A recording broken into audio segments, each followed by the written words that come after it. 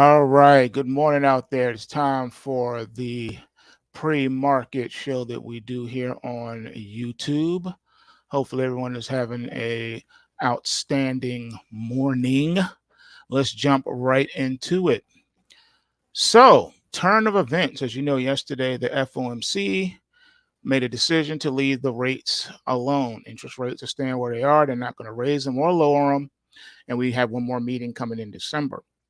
So yesterday set the course now for the rest of the time from now until then. If you look at the US dollar index, it's down 105 pips at 105.82. So it has finally come down from 107, got close to that 108 call that I gave months ago. And we got close. We got close, hit 107 and change. And now the market's pulled all the way back to the 105 handle. Looking at the euro catching a bid for that, hey, you would expect that. It's up 120 pips at 106.81. The pound sterling is up 90 pips at 122.23. And the Aussie is up 69 pips at 64.56. Bitcoin futures hit an overnight high of 36,560 and is now pulled back to 35,550, up 585. Ethereum is down 8.5. It's at $1,850. Crude oil has been all over the place. Right now, it's unchanged at $80.44 per barrel on the December front month contract after hitting an overnight high of $82.07 per barrel. Sunday, you're looking at a $4 per barrel swing since last night to now. That is crazy. Nat gas off 6 cents at $3.43. Gold futures are up $9.50 an ounce at $1,997 per ounce. Silver up 36 cents per ounce at $23.15 per ounce. Copper up 3 cents at $3.68. The Dow futures up 214 at 33,560. E-mini S&P 500 up 36.5 points at 42.92.5. And the NASDAQ 100 up 178.25 at 14,923. And the Russell up 20.6 points at $1,697. And the soybeans are up 8 cents at $13.23 a bushel. Corn down a penny at $4.73 a bushel, and wheat down 2 pennies at $5.59 per bushel. And that's kind of what's been going on. Now let's take a look at what's going on in the news. Well, as you know, it is almost Friday. Yay, right? All right, so the Fed announced another pause on the interest rates hikes, as we discussed. The good, the bad, and the ugly of owning an electric vehicle from 8 EV owners, and a seaside retreat meant to help startup founders overcome loneliness and pain. But first, the big tech's lie. Want to get someone in tech riled up? Ask them about the existential threat of AI.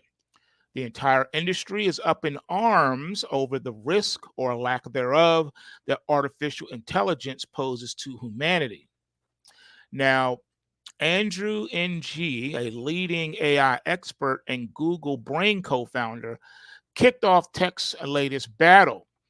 His argument, laid out in an interview with the Australian Financial Review, is that big tech executives are fear-mongering by suggesting AI could make us go extinct. Big tech's real goal, he argued, is for legislation that would keep the power in the hands of the few. His comments raised some eyebrows. Plenty of big names in the space took umbrage with his opinion, while others came to his defense. The argument over big tech's true intentions behind AI warnings coincides with the UK's AI Safety Summit. The private event, which had an exclusive guest list, has been criticized for favoring big tech executive over actual AI experts. Tech leaders have already proven they may have ulterior motives behind AI warnings. Remember that open letter signed by tech executives back in March calling for a pause on advanced AI development? Turns out Elon Musk, who signed the letter, was working on his own AI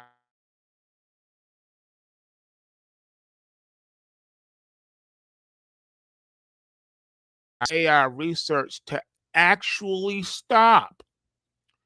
Hmm. When big tech companies, big startups, and powerful VCs start calling for regulation of their hottest new technology, something is very wrong. Alistair Barr, Insider's global tech editor, states that it's not just about boxing out the competition. Companies weighing in on regulation could allow them to negotiate liability protection. Insider's Beatrice Nolan has more on how everything you're hearing about AI wiping out humans is a big con. Existing laws and litigation in the US could be enough to keep big AI companies in line. If a company's AI product causes harm, they can be sued and investigated by regulators already. Executives can even be put in jail for egregious activity. The discourse over AI is reminiscent of the Sam Bankman Fried donating millions of dollars to politicians under the guise of helping them understand the crypto industry. But messages from the former FTX executive quoted in a court filing suggested donations were meant to weed out anti crypto politicians. Before the opening bell, as you have already been led into understanding, is that the U.S. futures have risen early on Thursday, and the economic data that came out at 8:30 this morning kind of helped as well. So, since the Fed is holding the line, the Federal Open Market Committee announced a pause in interest rate hikes following a pause in September, but don't hold your breath for a rate cut anytime soon.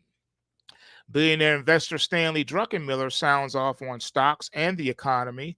Druckenmiller warned his economic outlook is something's going to break and said the stock market is overpriced. Getting ahead of the stock market correction, it's been a brutal fall for stocks, but investing chiefs at four large research firms still see opportunities. And these are the sectors they're most bullish on, which include energy, communication services, and small caps. For some odd reason, there's been this weird bullishness towards small caps. I think that's because the Russell is the most oversold and it was the first to actually go into an actual bear market before the other indices.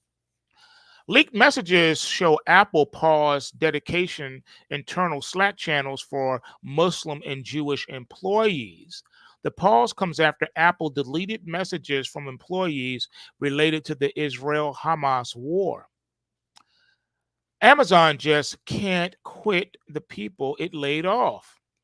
A former Amazon business analyst who was laid off in January has since forgotten four inquiries about returning to the company. But the entire experience made the worker lose trust in the tech giant. Inside the EV experience, 8 electric vehicles owners shared their realities of having a plug in car, from charging maintenance to road trips, something that we've always talked about here on the channel. The wild and wacky world of working for YouTubers. Can you find me a zebra? Let's crash trains into brick walls. Such is the life of working with YouTube stars on the hunt for the next viral video. More than a dozen current and former staffers of top creators detail what it's like.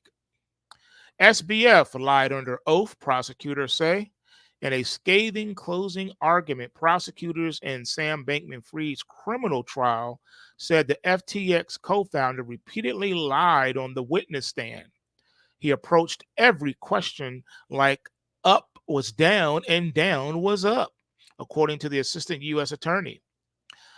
Overcoming loneliness and pain as a tech founder, Leaders in Tech is a 4-day invite only retreat to help tech founders and CEOs cope with the loneliness that comes from running a prominent company. The retreat is meant to be a space for founders to practice vulnerability. In other news, America's biggest cities are vying for a hot new title, Best Places to Ride Out the Dystopia. You'll find it is few and far between, actually. Bob Knight, the famed Indiana baseball coach, has died at the ripe old age of 83. Google lays off employees working on its voice assistant. And WeWork's one of the biggest startup failures of all time. And venture capitalists haven't learned a thing. Once loyal Calibrate patients say they regained weight after the startup struggled to get them weight loss meds on time. The wildest deal in tech right now is about to turn 6 months old. LLM startup Mistral into a $2 billion unicorn, sources say. And why Israel's push into Gaza is killing so many people. Now, we have talked about this at length on the Thinking Outside the Box podcast. And there's a lot more to uncover since we have a basically media blackout in the West concerning the truth of what's going on over there. 7 people who fled California share the culture shocks they've experienced and why they have no regrets. Bill Ackman went on a crusade to out Harvard's anti-Israel students. He's having second thoughts. I wonder why that is. All right, what's happening today? All right, I know I'm going to butcher this, so don't hurt the messenger. Dia de los Muertos. I know I butchered that up. Mexico City hosts its parade for the Day of the Dead, which is a celebration of the deceased. A final encore from the Beatles, the iconic band's last song, Now and Then, will be released 5 decades after the original demo was recorded. And in earnings today, we have Apple and Starbucks, to name a few. All right, folks, that is our news for today. Hopefully, everyone will have a wonderful, wonderful day. And you don't want to miss the podcast at 11:30. See you back here for that time, and that's going to be exclusively on Rumble. As you already know, links and descriptions and all that stuff is in the bottom of this video and at postwavetrading.com. Smash the like button, share the video with friends and family. You never know who it may inform, help, or encourage. And remember, the system works if you work the system. Bulls make money, bears make money, and pigs get slaughtered. So remember to take what you can and give nothing back. Until next time, I'm out. Peace.